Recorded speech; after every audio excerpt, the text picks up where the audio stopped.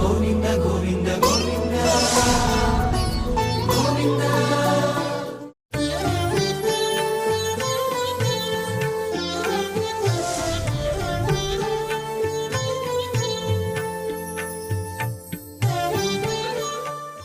ఓం నమో వెంకటేశాయ. నారాయణం నమస్కృత్య నరం చైవ నరోత్తమం దేవీం సరస్వతీం వ్యాసం తతో జయముదీరయేత్. శ్రీ మహాభారతాంతర్గతంగా ఉద్యోగ పర్వ అనే అంశాన్ని అధ్యయనం చేసుకుంటూ ఉన్నాం. అందులో భాగంగా 9వ అధ్యాయం త్రిశిరస్కుని ఇంద్రుడు వధించుట, అలాగే వృత్రాసురుని యొక్క ఉత్పత్తి, ఈ అంశం గురించి మనం మాట్లాడుకుంటూ ఉన్నాం. అందులో భాగంగా తక్షోవాచ అంటే ఇత పూర్వం మనం ఎంతవరకు వచ్చామంటే తదరణ్యం మహారాజయత్రాస్తే సౌ నిపాతితః సభీతస్తత్ర తక్షాణం ఘటమానం శచీపతి అపశ్యదబ్రవీచ్చైనం సత్వరం పాకశాసనః క్షిప్రం ఛిందిశిరాంస్యస్య కురుష్వ వచనం మమ. ఆ అరణ్యంలోకి ప్రవేశించినటువంటి విశ్వకర్మని చూసి ఆయన భీతుడయ్యాడు ఇంద్రుడు. వెంటనే అతన్ని ఆదేశించాడు, ఆయన యొక్క శిరస్సులు చింది ఛేదనం చెయ్యి, నా ఆజ్ఞ ఇది అని అతన్ని ఆజ్ఞాపించాడు ఆయన. అనంతరం ఆజ్ఞాపన అయిన తర్వాత తక్షుడు ఈ విధంగా మాట్లాడుతూ ఉన్నాడు. తక్షోవాచ మహాస్కంధో భృశం హ్యేషః పరశుర్న భవిష్యతి కర్తుం చాహం న శక్ష్యామి కర్మ సద్భిర్విగర్హితం. మహాస్కంధో భృశం హ్యేషః పరశుర్న భవిష్యతి కర్తుం చాహన్న శక్ష్యామి కర్మ సద్భిర్విగర్హితం. ఈ మహాస్కంధమైనటువంటి ఈ పరశు ఏదైతే ఉన్నదో ఈ పరశువు అతని శిరస్సులను ఛేదించజాలదు, అది ఛేదించే శక్తి దానికి లేదు అంటున్నాడు ఆయన. ఆ విధంగా కర్తుం చాహం న శక్ష్యామి కర్మ సద్భిర్విగర్హితం. విగర్హితం అంటే నింద్యమైనటువంటి కర్మ. శిరస్సు ఛేదనం చేయడం అనేది నింద్యమైనది కదా, అందులో బ్రాహ్మణ యొక్క వధ కదా. బ్రాహ్మణ వధ అనేది నిషేధం కాబట్టి ఆ నిషేధమైనటువంటిది బ్రహ్మవాదులైనటువంటి వారు దాన్ని నిందించారు కాబట్టి ఆ కర్మ చెయ్యకూడదనేది నిషేధం ఉంది కాబట్టి నిషేధమైన కర్మ నేను చేయడానికి శక్తుణ్ణి కాదు. కర్తుంచాహం న శక్ష్యామి కర్మ సద్భిర్విగర్హితం. మహాస్కంధో భృశం హ్యేషః పరశుర్న భవిష్యతి కర్తుం చాహం న శక్ష్యామి కర్మ సద్భిర్విగర్హితం. ఈయన ఈ విధంగా చెప్పాడు తక్షుడు. అనంతరం ఇంద్రోవాచ, మళ్ళీ తక్షుణ్ణి గూర్చి ఇంద్రుడు చెబుతూ ఉన్నాడు. మా భైస్త్వం శీఘ్రమే తద్వై కురుష్వ వచనం మమ మత్ప్రసాదాద్ధితే శస్త్రం వజ్రకల్పం భవిష్యతి. మా భైస్త్వం శీఘ్రమే తద్వై కురుష్వ వచనం మమ మత్ప్రసాదాద్ధితే శస్త్రం వజ్రకల్పం భవిష్యతి. నువ్వు ఏమాత్రము భయాన్ని పొందకు అని చెప్తున్నాడు ఇంద్రుడు. మా భైస్త్వం శీఘ్రమే తత్, నేను చెప్పిన పని చాలా తొందరగా చేయాల్సిన పని ఉంది. నేను చెప్పిన పనిని నువ్వు చేయడంలో ఏమాత్రము నీకు భీతి వద్దు. కురుష్వ వచనం మమ, నేను చెప్పిన పని నువ్వు చెయ్యి అని శాసించాడు ఆయన. అయితే అనంతరం మత్ ప్రసాదాద్ధితే శస్త్రం, నా దగ్గర ఉన్నది గండ్రగొడ్డలి కదా, ఈ మరి దీంతో నేను శిరస్సు ఛేదనం చేయడం ఎట్లా, నీదేమో వజ్రం కదా అంటే ఆయన అంటున్నాడు ఆయన మత్ ప్రసాదాత్, నా అనుగ్రహం వల్ల నీ శస్త్రం ఏదైతే ఉన్నదో అది వజ్రకల్పం అవుతుంది, అంటే వజ్రంతో సమానమైన శక్తి కలిగినది అవుతుంది నీ పరశువు. కాబట్టి నువ్వు కురుష్వ వచనం మమ, నేను చెప్పిన మాట నువ్వు విను, నువ్వు చెయ్యి, నేను చెప్పిన పని నువ్వు చెయ్యాలి అని శాసిస్తున్నాడు ఆయన. మా భైస్త్వం శీఘ్రమే తద్వై కురుష్వ వచనం మమ మత్ప్రసాదాద్ధితే శస్త్రం వజ్రకల్పం భవిష్యతి. అనంతరం తక్షోవాచ, ఇంద్రుడు ఈ విధంగా చెప్పాడు కాబట్టి మళ్ళీ అనంతరం తక్షుడు మళ్ళీ ఇంద్రుడిని గూర్చి ప్రశ్న వేస్తూ ఉన్నాడు ఆయన. కం భవంతమహం విద్యాం ఘోర కర్మాణ మధ్య వై ఏతద్ధి ఇచ్ఛామ్యహం శ్రోతుం తత్వేన కథయస్వ మే. కం భవంతమహం విద్యాం ఘోర కర్మాణ మధ్య వై ఏతదిచ్ఛామ్యహం శ్రోతుం తత్వేన కథయస్వ మే. నువ్వు ఎవరో నాకు తెలియదయ్యా. కం భవంతం అహం విద్యాం. నువ్వెవరో నాకు తెలియదు, నేను నువ్వెవరో తెలుసుకోదగిన వాడినై ఉన్నాను. నిన్ను నేను తెలుసుకోవాలి. విద్యాం కం భవంతమహం విద్యాం. నీవెవరో నేను తెలుసుకోవాలి. ఎందుచేతంటే నువ్వు చేసిన పని చిన్న పని కాదు, ఘోరమైన కర్మ చేసి ఉన్నావు. నువ్వు ఒక బ్రహ్మహత్య జరిగింది కదా నీ ద్వారా, అది ఘోరమైన కర్మ. కాబట్టి ఇంతటి ఘోర కర్మ చేసిన నువ్వెవరో నేను తెలుసుకోవాలి అని అంటున్నాడు ఆయన తక్షుడు. కం భవంతమహం విద్యాం ఘోర కర్మాణ మధ్య వై ఏతదిచ్ఛామ్యహం శ్రోతుం. నువ్వు చెబితే నేను వినాలని కోరుకుంటూ ఉన్నాను. తత్వేన కథయస్వమే. సత్యమేదో అది చెప్పవయ్యా అన్నాడు. అని అడుగుతున్నాడు పాపం ఆయన. కం భవంతమహం విద్యాం ఘోర కర్మాణ మధ్య వై ఏతదిచ్ఛామ్యహం శ్రోతుం తత్వేన కథయస్వమే. ఈ విధంగా తక్షుడు ఇంద్రుడిని గూర్చి అడిగాడు, ఎవరయ్యా నువ్వు అని చెప్పి.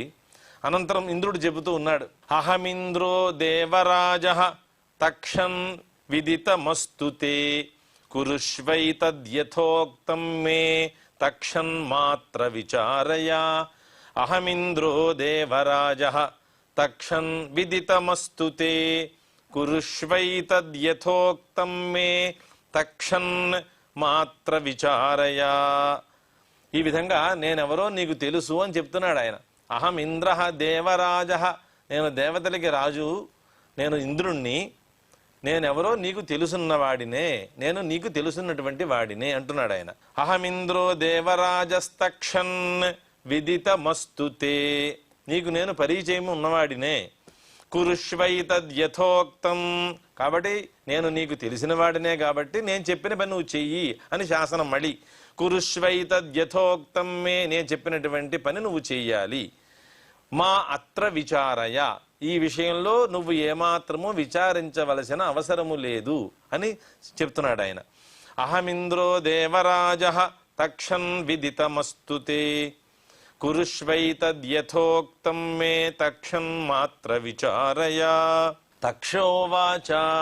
అనంతరం తక్షుడు చెబుతూ ఉన్నట్టు మళ్ళీ ఇంద్రుని ఉద్దేశించి, క్రూరేణాపత్రపసే కథం శక్ర ఇహ కర్మణా ఋషిపుత్రమిమం హత్వా బ్రహ్మహత్యా భయన్నతే. క్రూరేణాపత్రపసే కథం శక్ర ఇహ కర్మణా ఋషిపుత్రమిమం హత్వా బ్రహ్మహత్యా భయం నతే. ఏమాత్రమూ సిగ్గు లేకుండా క్రూరమైన కర్మ నువ్వు చేసావు కదా హే శక్ర ఇంద్ర. ఇంతటి పని చేశావు, సిగ్గు విడిచిపెట్టి చేశావు. అంటే నువ్వు చేసిన పని ఎటువంటిది అంటే అంతటి సిగ్గుమాలిన పని నువ్వు చేసావు అని చెప్తున్నాడు ఆయన. ఏమిటది? ఋషిపుత్రమిమం హత్వా. ఆ ఋషిపుత్రుని నువ్వు హననం చేసావు. విశ్వరూపుడు ఎటువంటి వాడో పూర్వం మనం చెప్పుకుని ఉన్నాం కదా, అటువంటి వాడిని నువ్వు హననం చేసావు కదయ్యా. అతన్ని చంపడం వల్ల నువ్వు బ్రహ్మహత్యా భయం, ఆ భయం కూడా నీకు లేదా అని ప్రశ్నిస్తూ ఉన్నాడు ఆయన. బ్రహ్మహత్యా భయన్నతే క్రూరేణాపత్రపసే కథం శక్ర ఇహ కర్మణ ఋషిపుత్రమిమం హత్వా బ్రహ్మహత్యా భయన్నతే. శక్రోవాచ. అనంతరం తక్షుడు చెప్పినటువంటి ఈ మాటకి మళ్ళీ పునః ఇంద్రుడు చెబుతూ ఉన్నాడు. పశ్చాద్ధర్మం చరిష్యామి పావనార్థం సుదుశ్చరం శత్రురేష మహావీర్యః వజ్రేణ నిహతో మమ. పశ్చాద్ధర్మం చరిష్యామి పావనార్థం సుదుశ్చరం శత్రురేష మహావీర్యః వజ్రేణ నిహతో మయా. శత్రువు చాలా మహావీర్యవంతుడయ్యా, పరాక్రమవంతుడు. వజ్రం చేత నేను అతన్ని చంపాను. అయితే మరి నువ్వు చేసినది ధర్మమా అనే ప్రశ్న కదా ఆయన వేసింది. పశ్చాద్ధర్మం చరిష్యామి. ఈ ధర్మాన్ని గురించి నేను తర్వాత ఆలోచన చేస్తాను, ఈ ధర్మాన్ని నేను ఆచరిస్తాను. పావనార్థం సుదుశ్చరం అంటే శక్యం కానిటువంటిది, పావనార్థం అంటే శుద్ధికి సాధనమైనటువంటి విషయం ధర్మం ఏదైతే ఉన్నదో, అంటే బ్రహ్మహత్య పాతకం వల్ల వచ్చేటటువంటిది ఏదైతే ఉన్నదో ఆ పాపానికి సంబంధించిన ధర్మం, ఆ ధర్మం ఏదైతే ఉందో దేనివల్ల ఈ బ్రహ్మహత్య పోతుందో తత్సంబంధమైనటువంటి ధర్మాన్ని, అంటే ధర్మం అంటే యాగమాదు, ఆ కర్మని నేను ఆచరిస్తాను అని చెబుతూ ఉన్నాడు ఆయన. పశ్చాద్ధర్మం చరిష్యామి పావనార్థం సుదుశ్చరం శత్రురేష మహావీర్య వజ్రేణ నిహతో మయా. అనంతరం అద్యాపి చాహముద్విగ్నః తక్షన్నస్మాద్బిభేమి వై క్షిప్రం ఛింధి శిరాంసి త్వం కరిష్యే అనుగ్రహం తవ. అద్యాపి చాహముద్విగ్నస్తక్షన్నస్మాద్బిభేమి వై క్షిప్రం ఛింధి శిరాంసి త్వం కరిష్యేనుగ్రహం తవ. చాలా ఉద్వేగంతో ఉన్నట్టు ఆయన. మనస్సులో విపరీతమైన వేగం ఉన్నది, భయంతో కదా ఉన్నాడు పాపం ఆయన. అన్ని ఇంద్రియములు భయంతో వణికిపోతూ ఉన్నాయి కాబట్టి ఉద్వేగంతో ఉన్నాడు ఆయన. అద్యాపి చాహముద్విగ్నస్తక్షన్ అస్మాద్ బిభేమి వై. నేను చేసినటువంటి ఈ ప్రక్రియ వల్ల, ఈ మరణం, ఇతన్ని నేను హననం చేశాను కదా, దానివల్ల నాకు చాలా భయం వేస్తూ ఉన్నది, నేను భయపడుతూ ఉన్నాను. అద్యాపి చాహముద్విగ్నః తక్షన్నస్మాద్విభేమి వై క్షిప్రం ఛింధి శిరాంసి త్వం. వేగంగా నువ్వు అతని యొక్క శిరస్సులను ఛేదనం చేయి. కరిష్యేనుగ్రహం తవ. నువ్వు ఆ పని చేసినట్లయితే నీకు మంచి గొప్ప అనుగ్రహాన్ని ఇస్తాను అని చెబుతూ ఉన్నాడు ఇంద్రుడు. అద్యాపి చాహముద్విగ్నస్తక్షన్నస్మాద్బిభేమి వై క్షిప్రం ఛింధి శిరాంసి త్వం కరిష్యేనుగ్రహం తవ. శిరః పశోస్తే దాస్యంతి భాగం యజ్ఞేషు మానవాః ఏష తేనుగ్రహస్తక్షన్ క్షిప్రం కురు మమ ప్రియం. శిరః పశోస్తే దాస్యంతి భాగం యజ్ఞేషు మానవాః ఏష తేనుగ్రహస్తక్షన్ క్షిప్రం కురు మమ ప్రియం. ఆయన ఒక భాగం ఇస్తానంటున్నాడు యజ్ఞంలో. నువ్వు నాకు కనుక ఈ పని చేసేటట్లయితే యజ్ఞంలో నీకు ఒక భాగాన్ని ఇస్తాను. ఆ భాగం ఏమిటి అంటే, పశుయాగం చేసేటప్పుడు ఆ శిరస్సుని నీకు వాళ్ళు సమర్పిస్తారు ఋత్విక్కులు అని చెబుతూ ఉన్నాడు ఆయన. శిరః పశోస్తే దాస్యంతి భాగం యజ్ఞేషు మానవాః ఏష తేనుగ్రహస్తక్షన్. ఇదే నీకు అనుగ్రహము, ఇదే నీకు ప్రసాదము. క్షిప్రం కురు మమ ప్రియం. నాకు ప్రియమైనటువంటి ఈ పని నువ్వు చేసి పెట్టు అని మళ్ళీ శాసన చేస్తూ ఉన్నాడు. శిరః పశోస్తే దాస్యంతి భాగం యజ్ఞేషు మానవాః ఏష తేనుగ్రహస్తక్షన్ క్షిప్రం కురు మమ ప్రియం. శల్య ఉవాచ. ఇదంతా శల్యుడు యుధిష్ఠిరుడితో చెబుతూ ఉన్న వృత్తాంతం. ఏతచ్ఛ్రుత్వా తు తక్షా స మహేంద్రవచనాత్ తథా శిరాంస్యథ త్రిశిరసః కుఠారేణాచ్ఛినత్తదా. ఏతచ్ఛ్రుత్వా తక్షాసః మహేంద్రవచనాత్తదా శిరాంస్యథ త్రిశిరసః కుఠారేణాచ్ఛినత్తదా. ఇది విన్న తర్వాత, ఎప్పుడైతే భాగాన్ని ఇచ్చాడో, భాగం ఇచ్చిన తర్వాత ఆయన చెప్పిన ఆ మాట విని తక్షుడు ఏం చేశాడు? మహేంద్రవచనాత్తదా శిరాంస్యథ త్రిశిరసః. ఆ త్రిశిరస్కుడైనటువంటి విశ్వరూపుని యొక్క 3 శిరస్సులని ఛేదనం చేసేసాడు ఆయన. శిరాంస్యథ త్రిశిరసః కుఠారేణాచ్ఛినత్ తదా. ఆయన యొక్క గొడ్డలి తీసుకుని 3 శిరస్సులని వేరు చేసేసాడు ఆయన. ఏతచ్ఛ్రుత్వా తు తక్షాస మహేంద్రవచనాత్తదా శిరాంస్యథ త్రిశిరసః కుఠారేణాచ్ఛినత్తదా. నికృత్తేషు తతస్తేషు నిష్క్రామన్నండజాస్త్వథా కపింజలాః తిత్తిరాశ్చ కలవింగాశ్చ సర్వశః. నికృత్తేషు తతస్తేషు నిష్క్రామన్నండజాస్త్వథా కపింజలాస్తిత్తిరాశ్చ కలవింగాశ్చ సర్వశః. ఆయన ఎప్పుడైతే ఆయన పరశువు తీసుకుని ఛేదనం చేసేసాడో, చిన్నమైనటువంటి శిరస్సులు ఎట్లా తయారయ్యాయి, ఏ విధంగా వాటి శిరస్సులు మరొక రూపాంతరాన్ని పొందాయి, అంటే ఆ రూపాంతరములు ఏమిటి అవన్నీ చెప్తున్నారు ఇక్కడ. నికృత్తములైపోయాయి శిరస్సులన్నీ కూడా వేరు చేయబడ్డాయి. వాటి నుండి అండజములన్నీ కూడా వెలువడ్డాయట. అండజములు ఏమిటి అంటే సర్పాదులు, కుక్కుటములు, ఇవన్నీ అండజములే కదా, అండము నుంచి ఉత్పన్నములు అవుతూ ఉంటాయి. సర్పమంతా అండజములే, అలాగే కుక్కుటాదులు అండజములే. ఈ విధంగా కపింజలములు, అలాగే తిత్తిరాహ, కలవింగాశ్చ. ఇక్కడ మనకి కపింజలములు అంటే నల్ల తిత్తిరి పక్షులు అంటారు వీటిని. అలాగే తిత్తిరాహ అంటే తిత్తిరి పక్షులు. ఆ విధంగా 3 విధములుగా 3 శిరస్సుల నుండి 3 రకాలైనటువంటి పక్షులు ఉత్పన్నములయ్యాయి.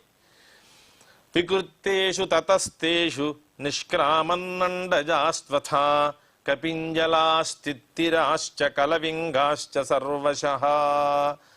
ఈ విధంగా 3 శిరస్సుల నుండి 3 రకాలైనటువంటి పక్షి విశేషములు ఉత్పన్నములయ్యాయి. ఈయన ఏ శిరస్సుతోటి ఏదేది అధ్యయనం చేశాడు అనేది పూర్వం చెప్పుకున్నాం కదా. ఆ విధంగా మళ్ళీ ఒకసారి దాన్ని అనువాదం చేస్తూ ఉన్నారు.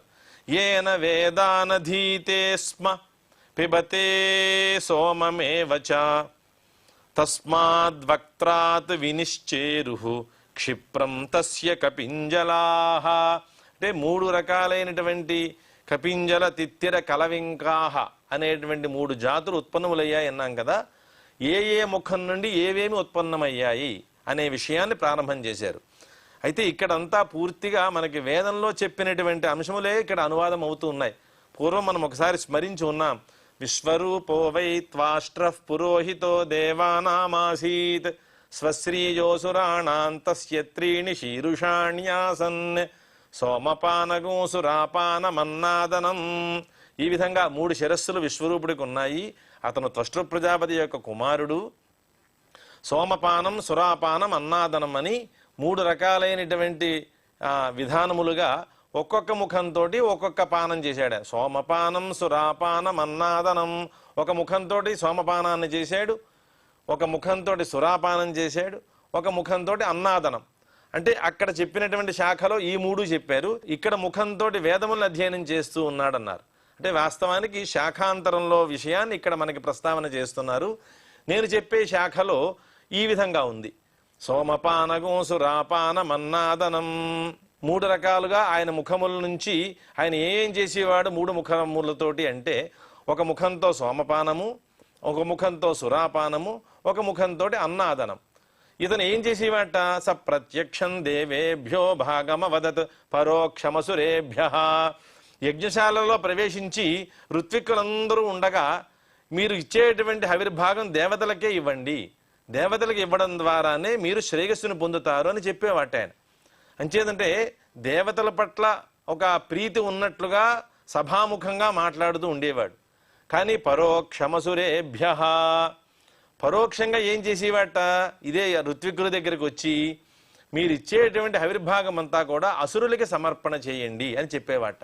ఎందుచేతంటే అసురాం విభాగినేయ, అసురులకి ఇతను మేనల్లుడు కదా. కాబట్టి ప్రీతి, ఆ మేనమామల యందు ప్రీతి మాట వీళ్ళకి. ఈయనకి దేవతలతోటి రక్త సంబంధం ఏమీ లేదు, కానీ ఈ అసురులతోటి రక్త సంబంధం ఉండడం వల్ల ప్రీతి అక్కడ ఉంటుంది. అదీగాక ప్రత్యక్షమైన వచనం కంటే పరోక్షమైన మాట ఎందే ప్రీతి ఎక్కువ ఉంటుంది.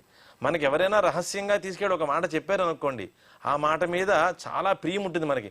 ఎందుచేతంటే ప్రత్యక్షంగా ఎవరికి చెప్పని మాట మనకి రహస్యంగా చెప్పాడు కాబట్టి ఆ మాట యందు ప్రీతి ఉంటుంది, ఆ మాట యందు సత్యత్వ బుద్ధి కూడా ఏర్పడుతుంది. అదే రీతిలో ఏం చేసేట, ప్రత్యక్షం స ప్రత్యక్షం దేవేభ్యో భాగమవదత్, మీరిచ్చే భాగమంతా దేవతలకే ఇవ్వాలి అని అనేవాట. పరోక్షమసురేభ్యః, ఈ విషయాన్ని అనువాదం చేస్తూ లోకంలో కూడా ఇలాగే ఉంటుందయ్యా. సర్వస్మై వై ప్రత్యక్షం భాగం వదంతి యస్మా ఏవ పరోక్షం వదంతి తస్య భాగ ఉదితః తస్మాదింద్రో బిభేత్. ఇలా ప్రత్యక్షంగా లోకంలో కూడా చాలా మంది పబ్లిక్గా వచ్చి మీరంతా, మీ అందరికీ కూడా మేము ఈ విధంగా చేస్తాము అని వాళ్ళ అనుచరులను పెట్టుకుని ప్రత్యక్షంగా వాడు చెప్పే మాటలు ఒక విధంగా ఉంటాయి ఒక సభను ఉద్దేశించి చెప్పేటప్పుడు. కానీ ఇదే పరోక్షంగా వెళ్ళినప్పుడు వాళ్ళు అనుకున్న విధానాలు వేరే ఉంటాయి. వాళ్ళు ప్రత్యక్షంగా చెప్పిన మాటలు అన్నిటికీ కూడా పరోక్షంలో ఈ మాటలు ఏమీ ఉండవు. వాళ్ళు ఏది చేయదలుచుకున్నారో ఆ మాటలు మాత్రమే పరోక్షంగా వాళ్ళకి రహస్యంగా చెబుతారు. ప్రత్యక్షంగా చెప్పేటప్పుడు ఈ రహస్యంగా చెప్పదలుచుకున్న మాటలు ఏమీ ప్రత్యక్షంలో చెప్పరు. అది లోకంలో కూడా ఇదే గతి ఉన్నది అని చెప్తున్నారు మాట. సర్వస్మై వై ప్రత్యక్షం భాగం వదంతి యస్మా ఏవ పరోక్షం వదంతి. ఎవరికైతే పరోక్షంగా మనం చేసే పని ఇది అని చెబుతాడో వాళ్ళకి మాత్రము ఆ విషయం మీద ఒక రుచి ఏర్పడుతుంది. అంటే అతను చెప్పే మాటలో విశ్వాసం ఉంటుందిట. పరోక్షంగా చెప్పేటువంటి మాటలో మాత్రమే విశ్వాసం ఉత్పన్నమవుతుంది. ప్రత్యక్షంలో చెప్పే మాటలో విశ్వాసం ఉండదు. ఇది లోకగతి కూడా ఇట్లాగే ఉంది. మనం లోకంలో చాలా చోట్ల చూస్తూ ఉంటాం. అనేక చోట్ల ఈ సందర్భాలు మనకు ఎదురవుతూనే ఉంటాయి. ఈ విధంగా ఉండగా అప్పుడు ఇంద్రుడు అనుకున్నట, ఇలా స్వామిద్రోహ వీడు అంటే ఈ విధమైనటువంటి మనస్తత్వం ఉన్నవాడు ఈ రాష్ట్రాన్ని మొత్తం తలకిందులు చేసేస్తాడు. ఈదృంగువై రాష్ట్రం విపర్యావర్తయతీతి, ఇటువంటి వాడు, ఇలాంటి స్వభావం ఉన్నవాడు ఏ విధమైనటువంటి కృత్యం చేయడానికైనా వెనుకాడడు. వీడు చేసేటటువంటి ఈ పని వల్ల ఏమవుతోంది అంటే రాష్ట్రం మొత్తం విపరివర్తనం, తలకిందులైపోతోంది. కాబట్టి వీడిని మనము ఉపేక్షించరాదు. అందుకే వీడు ఎంతటి గొప్పవాడైనా, మహావీరుడైనా సరే, అటువంటి పని చేసి రాష్ట్రానికి ముప్పు కలిగించేటువంటి వాడు ఎవడైనా ఉన్నా సరే, వాడు ఎంత గొప్పవాడైనా సరే వాడిని ఉపేక్షించరాదు, వాడికి తగిన శాస్తి చేయవలసిందే అనేది వృత్తాంతం. వేదంలోనే ఉన్న వృత్తాంతం ఇది. ఆ వృత్తాంతాన్నే సాక్షాత్తుగా ఇక్కడ అనువాదం చేస్తున్నాడు ఈయన. ఎందుచేతంటే భారత పంచమో వేద అని కదా మనం చెప్పాం. యథాతథంగా పంచమ వేదం అని ఎందుకు పెట్టామంటే వేదగతమైనటువంటి అన్ని విషయములను ఇక్కడ మనకి ఉపదేశం చేస్తున్నారు. ఆ ధర్మాలన్నీ మనకి ఇక్కడ చెబుతున్నారు. కాబట్టి అక్కడ చెప్పిన ప్రతి మాట ఇక్కడ అనువాదం చేస్తూ చెప్తున్నారు. కాబట్టి ఇది కూడా వేదతుల్య, భారత పంచమో వేద, దీనికి కూడా వేదతుల్యత్వం వచ్చింది దీనికి కూడా. అనంతరం ఈ విధంగా చేస్తూ ఉన్నటువంటి విశ్వరూపుణ్ణి ఆయన ఏం చేశాడు, ఇక్కడ అదే విషయాన్ని ఇక్కడ మనకి ప్రస్తావన చేస్తూ ఉన్నారు ఈ శ్లోకంలో. ఏన వేదానధీతే స్మ పిబతే సోమమేవచ తస్మాద్వక్త్రాద్వినిశ్చేరు క్షిప్రం తస్య కపింజలాః. ఏ ముఖంతో ఆయన వేదాధ్యయనం చేస్తున్నాడో, ఏ ముఖంతో సోమపానం చేస్తున్నాడో, ఆ వక్త్రములు ఏవైతే ఉందో ఆ వక్త్రం నుంచి వెలువడ్డాయిట. ఏది? కపింజలాహ. మనం నల్లతిత్రి పక్షులు అనుకున్నాం కదా, ఆ కపింజలాహ అనేటువంటి పక్షిజాతి అంతా కూడా ఆ వక్త్రం నుంచి, ఆ ముఖం నుంచి బయటికి వెలువడ్డాయి ఇవన్నీ కూడా. ఏన వేదానధీతే స్మ పిబతే సోమమేవచ తస్మాద్వక్త్రాద్వినిశ్చేరు క్షిప్రం తస్య కపింజలాః. ఏన సర్వాదిశో రాజన్ పిబన్నివ నిరీక్షతే తస్మాద్వక్త్రాద్వినిశ్చేరు తిత్తిరాస్తస్య పాండవా. ఏన సర్వాదిశో రాజన్ పిబన్నివ నిరీక్షతే తస్మాద్వక్త్రాద్వినిశ్చేరు తిత్తిరాస్తస్య పాండవా. ఏ ముఖంతోటైతే సర్వదిక్కులను పానం చేస్తూ ఉన్నట్లుగా చూస్తూ ఉన్నాడో ఆ ముఖం నుంచి ఏమి వెలువడ్డాయి అంటే తిత్తిరాహ, తిత్తిరి పక్షులవన్నీ కూడా. తస్మాద్వక్త్రాద్వినిశ్చేరుస్తిత్తిరాస్తస్య పాండవా. యత్సురాపానంతు తస్యాసీద్వక్త్రం త్రిశిరస్తదా కలవింకాః సముత్పేతుః శ్యేనాశ్చ భరతర్షభా. యత్సురాపానంతు తస్యాసీద్వక్త్రం త్రిశిరసస్తదా కలవింగాః సముత్పేతుః శ్యేనాశ్చ భరతర్షభా. ఒక ముఖంతో సురాపానం చేస్తున్నాడు అన్నాం కదా, ఆ సురాపానం చేసేటటువంటి వక్త్రం నుండి ఏది వెలువడింది అంటే కలవింకాః. అవన్నీ ఒక పిచ్చుకులు అంటాం మాట వాటిని తెలుగులో. కలవింకాః సముత్పేతుః. అలాగే శ్యేనములు, గ్రద్దులు కూడా, ఇవన్నీ కూడా ఆ వక్త్రం నుంచి బయటికి ఉత్పన్నములయ్యాయిట. అతని వక్త్రం నుంచి ఎక్కడ సురాపానం చేస్తున్నాడో సురాపానం చేసేటటువంటి ముఖం ద్వారా బయటికి వచ్చినటువంటివి ఏమిటి అంటే కలవింకములు, అలాగే శ్యేనములు, గ్రద్దలు. ఇవి అతని ఆ ముఖం నుంచి ఉత్పన్నములయ్యాయి. యత్ సురాపానంతు తస్యాసీద్వక్త్రం త్రిశిరసస్తదా కలవింకాః సముత్పేతుః శ్యేనాశ్చ భరతర్షభా. తతస్తేషు నికృత్తేషు విజ్వరో మఘవానథా జగామత్రిదివం హృష్టః తక్షాపి స్వగృహం యయౌ. తతస్తేషు నికృత్తేషు విజ్వరో మఘవానథా జగామత్రిదివం హృష్టః తక్షాపి స్వగృహం యయౌ. ఈ శ్లోకంతో ఈరోజు పరిసమాప్తి చేసుకుని తర్వాత అనంతరం శ్లోకంతో తక్షాపి స్వగృహం గత్వా నైవ శంసతి కస్యచిత్. అనంతర శ్లోకం అది. అంటే మనం చెప్పబోయేటువంటి అంశాన్ని రేపటి రోజు మళ్ళీ మనం దీన్ని పునః అధ్యయనం చేసుకుందాము. ఇంతటితోటి దీనికి విరామం ఇద్దాం. శ్రియః కాంతాయ కళ్యాణ నిధయే నిధయేర్థినాం శ్రీ వెంకట నివాసాయ శ్రీనివాసాయ మంగళం.